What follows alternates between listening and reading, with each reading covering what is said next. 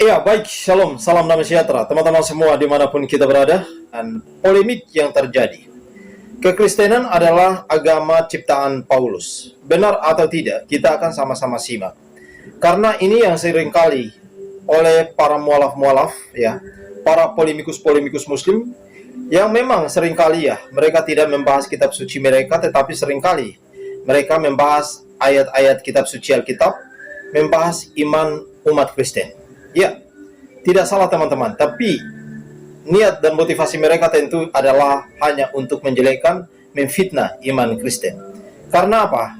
Iman mereka saja mereka tidak diurusin, kitab suci mereka tidak urusin, tetapi mereka seringkali urusin kitab suci orang lain. Ya, tentunya mereka tidak paham dengan kitab sucinya sendiri, apalagi para mualaf-mualaf seperti Don Ditan ataupun yang lain-lainnya. Karena apa? Mereka tidak justru menguatkan akidah saudara-saudaranya dengan menguatkan ayat-ayat kitab suci Alkitab, tetapi justru ayat-ayat Alkitablah yang kemudian mereka khotbahkan, mereka ceramahin untuk mendoktrinasi umat-umatnya atau mendoktrinasi pengikut-pengikutnya agar tidak mempercayai dengan ajaran-ajaran kitab suci Alkitab.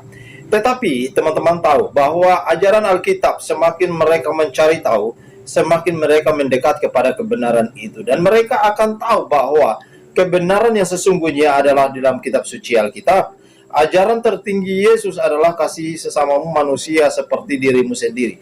Jadi tidak perlu kita benci mereka, tidak perlu kita memusuhi mereka, hanya dengan cara satu, kita terus mendoakan mereka dan biarkanlah mereka terus membaca Injil itu agar mereka akan saatnya berubah sendiri dan mereka akan berjumpa langsung dengan Tuhan Yesus, ya.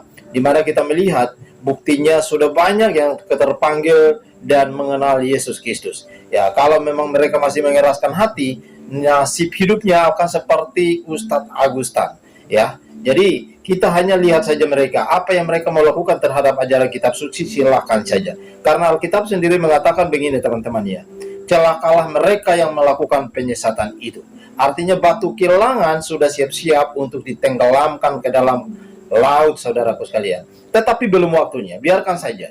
Artinya mereka masih punya waktu untuk merubah diri sendiri. Tidak ada lagi kesempatan untuk merubah diri sendiri, maka celakalah kehidupan mereka. Nah, oleh karena itu teman-teman, saya akan ajak kita untuk simak dulu penjelasan lengkap dari Pak Dr. Bambang Rusen. Kita akan membahas tema, benarkah Kristen adalah agama ciptaan Paulus? Mengurai fakta historis, meluruskan nalar polemik. Meluruskan nalar polemik. Mengapa? Karena seringkali seseorang itu menilai iman atau agama lain dari perspektif agamanya. Katakanlah, Rasul Paulus adalah tokoh iman Kristiani yang paling sering disalahpahami, bahkan dilecehkan. Misalnya dengan menyebut rasul palsu dan sebagainya. Orang lupa bahwa Paulus adalah salah satu dari tokoh Kristen yang penting dalam sejarah gereja kuno. Bahkan kekristenan mengenang jasa Santo Paulus di dalam penginjilan kepada bangsa-bangsa lain. Sementara itu, orang begitu sensitif ketika tokoh agama yang dipujanya itu dikritik. Kadang saya bertanya, tatkala seorang dianggap melecehkan Nabi Muhammad, misalnya seperti apa yang sedang heboh sekarang, seorang yang bernama Paul Zhang yang mengatakan dia adalah Nabi ke-26, langsung gegap gempita dan dilaporkan sebagai penistaan agama. Saya tidak sedang membela posisi Paul Zhang karena saya tidak kenal dengan dia, tetapi saya hanya sekedar memberikan contoh. Ketika seorang begitu sensitifnya ketika nama Nabi junjungan umat Islam itu disinggung, di pihak lain orang begitu entengnya mengatakan Paulus rasul palsu, Paulus pemalsu ajaran Yesus.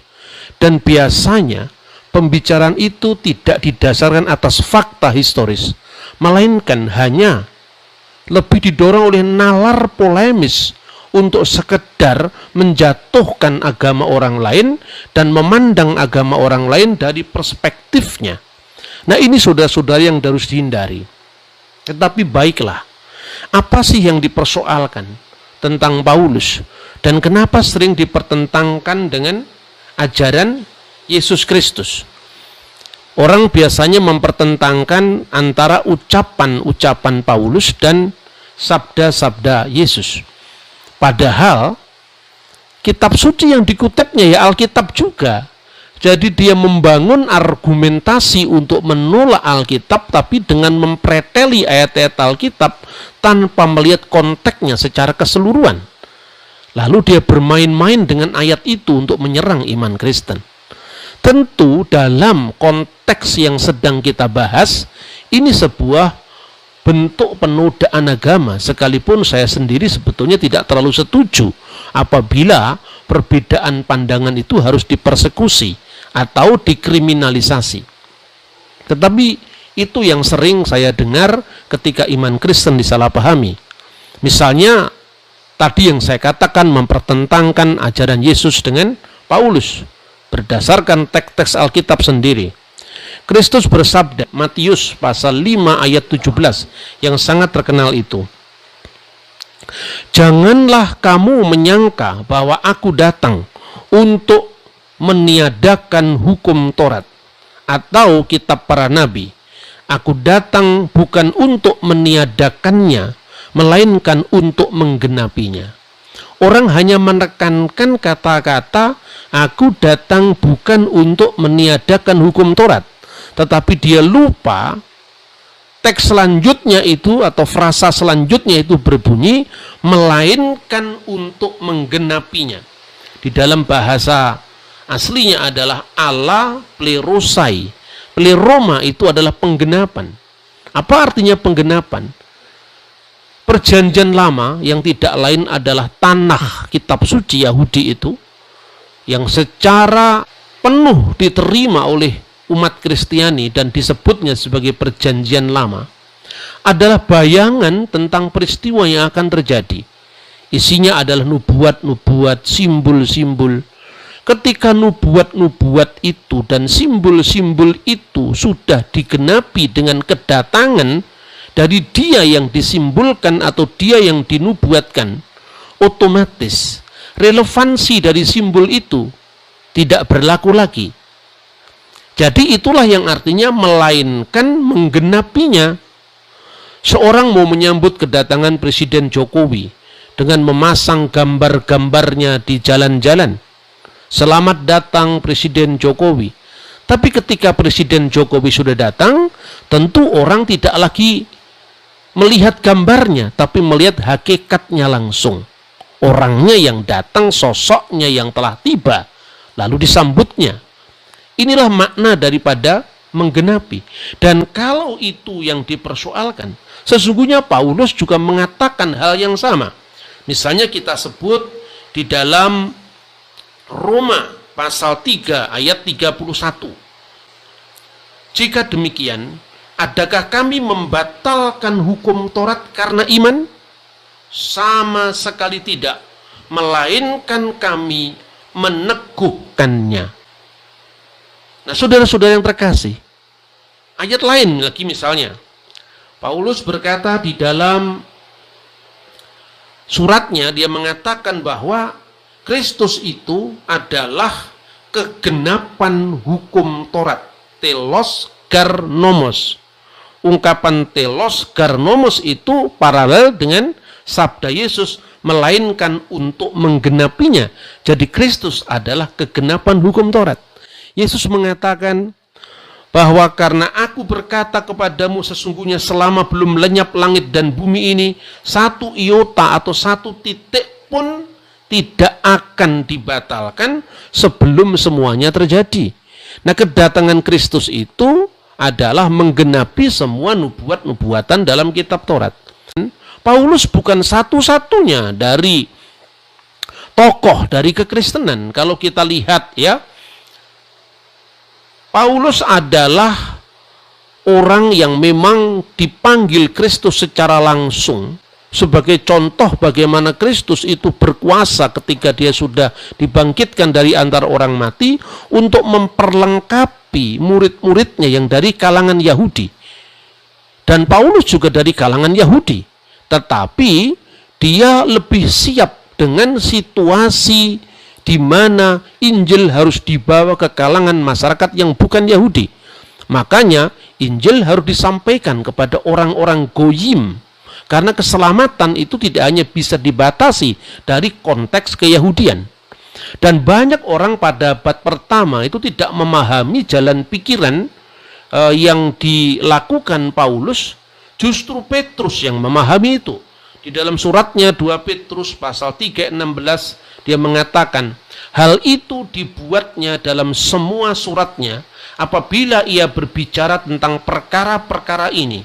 Dalam surat-suratnya itu ada hal-hal yang sukar dipahami, sehingga orang-orang yang tidak memahaminya dan yang tidak teguh imannya memutarbalikkannya menjadi kebinasaan mereka sendiri, sama seperti yang juga mereka buat dengan tulisan-tulisan yang lain. Jadi tidak pernah ada konflik antara rasul-rasul Kristus yang 12 itu dengan Rasul Paulus. Nah, tetapi saudara-saudara, latar belakang di kalangan Kristen sendiri memang harus diakui bahwa di abad yang lalu itu ada teolog-teolog kita yang dari kalangan Protestan maksudnya, yang sesungguhnya menyalahpahami ajaran rasuli. Dan ini muncul sebagai resiko dari kebebasan berpikir yang mungkin tidak dijumpai dalam agama lain. Jadi begitu liberalnya orang Kristen berpikir, tetapi mereka tetap Kristen. Meskipun pandangannya sangat liberal untuk ukuran orang-orang yang tidak menerimanya. Nah, itulah yang dikenal sebagai mazhab Tübingen. Mazhab Tübingen itu pernah membuat semacam pertentangan antara kekristenan yang dibawa oleh Petrus yang disebutkan sebagai Petrine Christianity dengan kekristenan yang dibawa Paulus. Nah, itu kira-kira yang bisa dilacak dari konteks sejarahnya di kalangan Kristen. Mazhab Tübingen itu terutama diperkenalkan oleh seorang yang bernama Ferdinand Baur. Dia meninggal tahun 1860 ya. Ketika kira-kira antara tahun 1824 sampai 1825 itu zamannya Pangeran Diponegoro. Dia menulis Paulus de Apostel Jesu Christi. Dia mengatakan dia menolak keaslian surat-surat Paulus karena ada pertentangan tajam antara Petrus dan Paulus dalam gereja mula-mula, tetapi berhasil ditutup-tutupi oleh penulis Injil Lukas. Nah, ini teori-teori yang memang sangat liar, karena waktu itu sebetulnya adalah awal-awal bagaimana gereja itu benar-benar mengkritisi imannya sendiri, dan sekali lagi ini yang tidak terjadi pada agama lain. Karena itu salah apabila kita mengutip mazhab Tübingen, mengutip kalangan Kristen untuk justru menyerang iman Kristen, karena teologi itu kan berkembang secara sangat dinamis ya. Nah, oleh karena itu mazhab Tübingen ini tidak pernah artinya harus dikutuk-kutuk atau dipolemikan, tapi sekarang ini orang Kristen menganggap itu sebagai dinamika dalam pemikiran. Sekalipun tentu saya misalnya sebagai seorang yang sangat menekankan tradisi apostolik, menekankan ajaran Kristus yang bersinambung dari Kristus, rasul-rasulnya, murid-murid dari rasulnya yang dikenal dengan apostolic fathers, tentu menolak pandangan seperti ini. Tetapi kita tidak dalam posisi untuk mengutuk, karena kebebasan berpikir itu sudah terbiasa di kalangan Kristiani. Nah, saudara-saudara, apa dibalik behind the Tübingen School itu sebetulnya? Ini yang harus disampaikan dengan terus terang ya. Waktu itu para teolog non-Katolik itu memiliki mentalitas asal beda dengan Katolik. Pada saat itu ada kecenderungan dari kalangan teolog-teolog non-Katolik itu untuk menyangkal Petrus ke Roma. Jadi catatan historis Petrus ke Roma itu yang sebetulnya itu jelas-jelas termaktub dalam dokumen kuno manapun juga pada abad kedua, akhir abad pertama, abad ketiga, hanya tujuannya itu untuk menyangkal sifat apostolik dari gereja Roma. Itu sebetulnya behind the two winged school, salah satunya ya, tidak sepenuhnya. Ini saya sampaikan karena untuk melacak itu. Nah, kisah kehidupan para rasul dan murid-muridnya itu dipelihara di gereja kuno, tidak sekedar apa yang tercatat secara eksplisit dalam Alkitab, tapi juga dilestarikan dalam liturgi gereja, catatan-catatan sinaksarion. Tapi tentu ini tidak disamakan dengan tradisi atau adat istiadat nenek moyang seperti yang dituduhkan mereka-mereka yang misalnya anti Katolik atau anti gereja kuno seperti gereja Ortodok misalnya. Bukan itu. Nah, kemudian ketika mereka menganggap bahwa semuanya itu adalah made in Katolik, pada tahun 1873 itu ditemukan salah satu dokumen dari karya-karya Bapak Apostolik itu antara lain Didache. Dan Didache ini semacam adalah buku katekisasi terkuno di gereja yang ditulis ketika Rasul Yohanes masih hidup, berkarya di Efesus. Nah, kitab Didache itu ditemukan dan ini yang digolongkan sebagai Apostolic Fathers.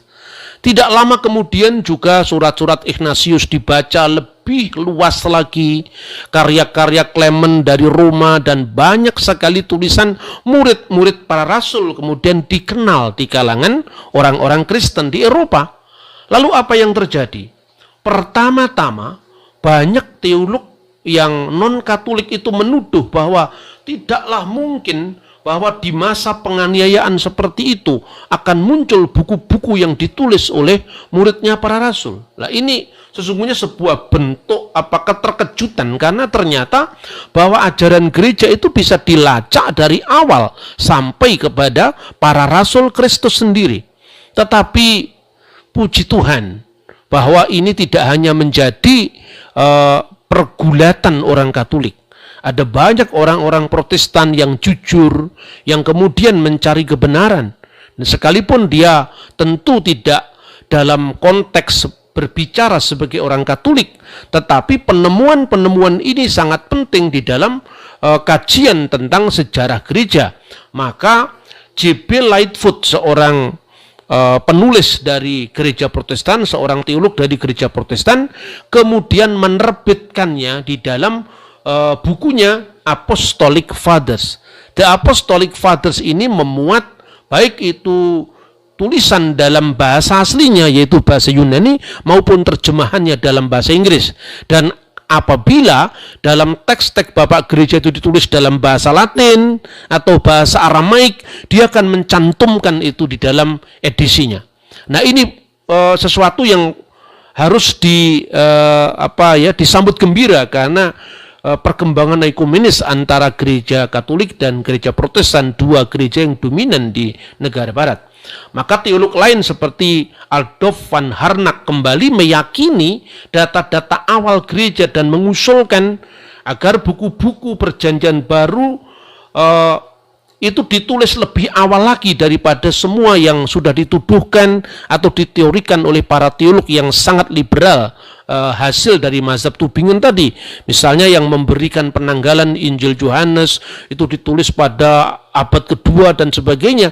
Ini semua kesimpulan-kesimpulan yang kemudian menjadi invalid, menjadi cacat setelah ditemukan bukan hanya karya-karya murid-murid para rasul, tetapi perkembangan berikutnya nanti ditemukan naskah-naskah perjanjian baru yang melimpah ruah luar biasa, yang jaraknya itu hanya ada bahkan yang belasan puluhan tahun. Misalnya naskah Injil Yohanes yang dikenal dengan P52 itu berasal dari tahun 115 Masehi, sementara Rasul Yohanes wafat di Efesus tahun 96, hanya ada jarak belasan tahun. Dan itu jumlahnya cukup banyak untuk perjanjian baru, 5.780-an naskah yang sampai hari ini Anda bisa cross check sehingga ungkapan-ungkapan Alkitab dipalsukan, itu sesungguhnya adalah opini-opini orang yang kurang terpelajar. Coba Anda lihat langsung di Biblioteka Bodmeriana di Switzerland. Itu papirus-papirus kuno yang bisa langsung diakses. Anda akan membaca di Injil Yohanes pasal 1, semua bunyinya sama. Enarki in holokos, ki holokos in prostontion, ketios in holokos. Nah, ini yang menjadi dasar dari kristologi logos tentang firman Allah yang menjadi manusia. Nah, saudara-saudara, kemudian di situ ketika Adolf van Harnack tadi meyakini data-data awal gereja, sesungguhnya dengan penemuan karya-karya Apostolic Fathers itu sebetulnya mazhab Tübingen itu sesungguhnya tertantang berat, tetapi kadang-kadang karena gengsi akademis dan sebagainya, orang tidak mudah untuk menghapuskan pendapatnya yang lama. Dari tulisan-tulisan muridnya para rasul itu dibuktikan tidak ada jejak pertentangan antara misalnya muridnya Petrus dengan muridnya Paulus yang dipertentangkan itu. Kalau saudara-saudara melihat sejarah Indonesia aja misalnya, Bung Hatta pernah mengkritik keras Bung Karno tentang demokrasi terpimpin. Bung Hatta mengatakan demokrasi terpimpin itu seperti mendirikan rumah di atas kertas, bagus dan indah, tetapi itu usianya tidak akan panjang sepanjang dengan usia penggagasnya yaitu Soekarno. Begitu kerasnya. Tetapi pertentangan itu bisa dilacak jejaknya. Kalau bukan di tulisan Bung Karno langsung atau Bung Hatta langsung, murid-muridnya Hatta, murid-muridnya Bung Karno bicara tentang itu. Bisa dibuktikan. Karena apa? Murid-muridnya yang nulis Injil, yaitu murid-muridnya penulis Injil Perjanjian Baru, itu juga meninggalkan dokumen bagi kita yang cukup lengkap. 7 dokumen yang ditulis oleh Ignatius dari Antioquia yang wafat tahun 107 misalnya. Itu jelas sekali. Polikarpus dari Smyrna yang itu wafat tahun 156 Masehi misalnya. Ada banyak sekali ya. Dan jelas di situ dibuktikan tidak ada jejak pertentangan antara murid-murid Petrus yang dipertentangkan dengan Paulus. Tidak ada jejak pertentangan di sana. Kita akan mempelajari misalnya, saya akan mengutip beberapa kutipan dari tulisan murid-murid para rasul itu. Ya, yang pertama The Fragment of Papias. Fragmen Papias itu dilestarikan oleh bapak-bapak gereja sesudahnya. Papias meninggal tahun 130 Masehi. Dia mencatat dalam fragmen Papias tadi begini. Kapan saja pengikut para presbiter itu datang, saya akan menanyakan untuk perkataan mereka. Apa yang pernah dikatakan oleh Andreas atau Petrus, atau Filipus, atau Thomas, atau Yakobus, atau Yohanes, dan Matius, atau salah seorang dari murid-murid Yesus. Dan apa yang dikatakan oleh Ariston dan Yohanes sang imam, para murid Yesus itu. Karena saya pikir bahwa saya tidak memperoleh begitu banyak manfaat dari isi buku-buku suci seperti yang saya peroleh langsung dari suara orang yang masih hidup yang tidak pernah kunjung hilang sampai sekarang. Jadi artinya pada zaman Papias dia mengumpulkan bagaimana ungkapan-ungkapan bahkan menanyakan langsung kepada rasul-rasul yang masih hidup. Ini catatan yang sangat penting. Anda tidak bisa melalaikan kisahnya tentang Hayamuro dengan membuang negara Kertagama yang ditulis oleh pujangga yang sejaman. Misalnya seperti itu. Yang kedua, Mar Ignatius al-Antaki atau Ignatius dari Antioquia. Dalam bukunya dia menulis seperti ini. Dia adalah muridnya Rasul Petrus dan muridnya Rasul Yohanes. Aku tidak sebanding dengan apa yang diperbuat oleh Petrus dan Paulus. Mereka adalah rasul-rasul dan aku adalah hamba pelayan. Kini akulah murid pertama mereka. Mereka adalah orang merdeka, aku adalah hamba setiap saat. Mereka telah menderita, tetapi aku orang yang terbebas dalam Yesus Kristus dan aku akan bebas dalam Dia. Sekarang aku sedang belajar dari belengguku untuk mencapai segala kebahagiaan.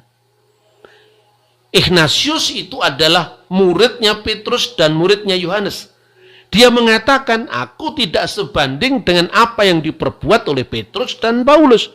Dia tidak pernah mengatakan Paulus bertentangan dengan Petrus.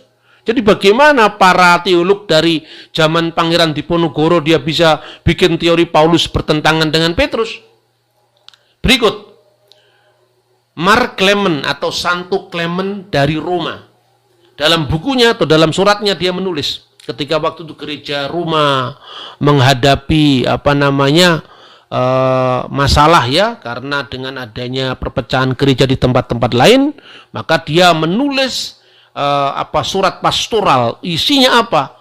Memberikan contoh kepada umat tentang tokoh-tokoh, yang pertama dari masa perjanjian lama dan kemudian dari para rasul. Dan ketika dia memberi contoh tentang masa perjanjian baru, dia mengatakan, menghadapi iri hati dan perselisihan, Paulus telah memberikan contoh yang telah ditunjukkan olehnya dengan membayar harga bagi ketaatannya. Setelah ia 7 kali diikat, dibuang ke pengasingan, dilempari batu, Paulus terus mengabarkan Injil ke timur dan ke barat sampai mencapai kemenangan yang mulia dan menjadi hadiah bagi imannya.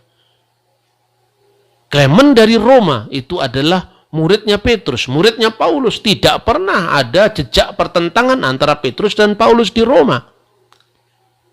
Kita juga bisa membaca dari Mar Polikarpus, murid Rasul Yohanes. Di kalangan teman-teman Protestan pun itu sangat populer membaca buku misalnya Voice of Martyr, di mana Polikarpus itu disuruh menyangkal Yesus dan dia akan diberi hidup oleh penguasa Roma saat itu, dan dia berkata, 86 tahun saya mengikuti dia dan dia tidak pernah sekalipun mengecewakan saya. Dia memilih kematian ketimbang harus menyangkal Yesus. Darah para martir ini menyuburkan pertumbuhan gereja. Dia pilih mati. Tetapi kadang-kadang teman-teman dari gereja modern ini tidak meneliti iman seperti apa yang dimiliki oleh Polikarpus, secara khusus tulisannya langsung atau laporan kemartirannya yang dilakukan oleh orang sejamannya, sehingga dia pilih jalan martir, jalan syahid ketimbang harus menyangkal gurunya. Dia mengatakan begini, namun demikian belum pernah aku lihat dan aku dengar terjadi di antara kalian, di mana Paulus yang diberkati itu pernah melayani di tengah-tengah kalian, seperti yang dinyatakannya dalam permulaan suratnya. Sebab Paulus membanggakan kalian di antara semua gereja, sebagai satu-satunya yang waktu itu mengenal Allah, ketika kami sendiri belum mengenalnya. Jadi sangat jelas bahwa tidak ada jejak pertentangan di gereja kuno antara Petrus dengan Paulus, lalu sekarang ini muncul lagi antara Yakobus dengan gereja-gereja non Yerusalem dan macam-macam teori-teori seperti itu. Tapi di kalangan Kristen itu sudah terbiasa. Yang tidak biasa adalah mencomot teori itu dan kemudian tanpa melihat latar belakangnya, lalu disusun dalam alur polemis asal beda dengan kekristenan, lalu dihantamkan kepada kekristenan. Dan itu yang sering terjadi. Tapi kadang-kadang pola-pola seperti itu merepotkan diri sendiri. Saya tidak ingin mengintervensi agama lain, tetapi saya hanya sekedar mengingatkan. Pernah ada heboh buku yang berjudul Miracle the Reference. Buku tafsir Al-Quran ini disajikan dalam bahasa Indonesia dengan referensi banyak tulisan-tulisan para ulama terdahulu. Nah, dalam buku itu hebohnya karena apa? Karena ada nama Paulus. Nah, dalam sebuah tafsir surat Yasin, ya, sekali lagi saya tidak mengintervensi iman orang lain, tidak, tapi saya sekedar menceritakan ini pernah terjadi di kalangan hubungan lintas agama. Dalam tafsir surat Yasin ayat 13 dan 14 itu kan dikatakan, dan buatlah bagi mereka suatu perumpamaan tentang penduduk suatu negeri, ashabal qaryah, ya, penduduk suatu negeri yang ketika utusan-utusan itu datang kepada mereka, ya, idja'al hal mursalun, ketika orang-orang yang diutus itu ja'a, datang kepada mereka. Lalu ayat 14, yaitu ketika kami mengutus kepada mereka 2 orang utusan, 2 orang rasul, ya, Lalu mereka mendustakan kedua rasul itu, mendustakan keduanya. Lalu fa'asasna bisalisin. Lalu kami teguhkan dengan yang ketiga. Nah, ini teksnya. Lalu di dalam banyak tafsir-tafsir Al-Quran, misalnya Ibnu Katsir dan sebagainya, itu ditafsirkan siapa orang yang diutus ke Antioquia oleh Nabi Isa itu. Ashabul Qaryah itu adalah suatu tempat yang namanya Antakiyah atau Antioquia. Lalu di dalam Miracle di Reference itu disebutkan bahwa salah seorang dari Rasul itu namanya adalah Paulus. Lah ini yang kemudian heboh. Lalu Majelis Ulama Indonesia mendesak agar PT Sigma Examedia itu menarik tafsir itu karena dianggap itu tidak benar. Tafsir itu salah. Bahkan ada yang mengatakan itu merupakan titipan dari misi Kristen. Kadang-kadang saya ini berpikir, kenapa Kristen harus tertuduh? Lalu apa hubungannya Kristen menitipkan tafsirnya pada Al-Quran? Itu kan tidak ada hubungannya. Tapi ya itulah yang terjadi. Merepotkan diri sendiri ketika kita terlalu bernafsu menyerang agama lain. Nah, di dalam tafsir yang pernah heboh yang sekarang sudah ditarik di peredaran itu, ada ungkapan bahwa rasul-rasul itu yang pertama adalah Sam'un dan Yuhana, dan yang ketiga Bulis atau Paulus. Nah, ketika tuntutan kemudian untuk menarik dari peredaran itu, maka kemudian pihak dari editor atau redakturnya membela diri. Sesungguhnya apa yang kami sampaikan itu merupakan pendapat di antara ulama-ulama sebelum kami. Dan ditunjukkan itu ada kutipan-kutipannya juga tentang bagaimana tafsir-tafsir yang dimaksudkan tadi. Misalnya dia mengutip Paulus di dalam tafsir Fathul Qadir misalnya, atau Ibnu Katsir. Bahkan kalau saudara-saudara membaca misalnya ya, itu tafsir dalam bahasa Jawa, tafsir Al-Ibris, itu tertulis dalam bahasa Arab lalu dengan terjemahan kata demi kata dalam bahasa Jawa ya, yang ditulis oleh Kiai Bisri Mustafa, tafsir Al-Ibris bi Lugat Al-Jawiyah dalam bahasa Jawa. Itu jelas-jelas dikatakan, saya bacakan ini, Kanjeng Nabi Muhammad iku didhawuhi pangeran supaya paring keterangan marang ahli Mekah yen empere ahli Mekah iku kaya ahli Intukiyah nalika kerawuhan dening utusane Nabi Isa. Mungguh kisahe mengkene Nabi Isa iku ngutus utusan loro sing aran Yahya, kang siji maneh aran Bulis itu Paulus, supaya tablik ing Intukiyah Yunani. Jadi Nabi Muhammad telah diberitahu oleh Tuhan supaya memberikan keterangan kepada penduduk Mekah bahwa penduduk Mekah itu seperti penduduk Antioquia ketika didatangi oleh para utusan dari Nabi Isa. Demikian kisahnya. Nabi Isa mengutus 2 orang utusan, satu bernama Yahya, satu bernama Paulus, supaya mereka berdakwah ke Antioquia Yunani. Nah, soal ini kontroversi apakah Paulus benar ada di situ atau tidak, itu bukan urusan saya. Tapi artinya bahwa literatur pesantren pun sebetulnya ada yang tidak bermasalah dengan Paulus. Pertanyaannya mulai kapan munculnya kontroversi tentang Paulus? Silahkan diteliti sendiri. Saudara-saudara bisa misalnya membaca tafsir Al-Qurtubi yang berbicara tentang adanya 2 Paulus, teori 2 Paulus, cocokkan dengan sejarahnya.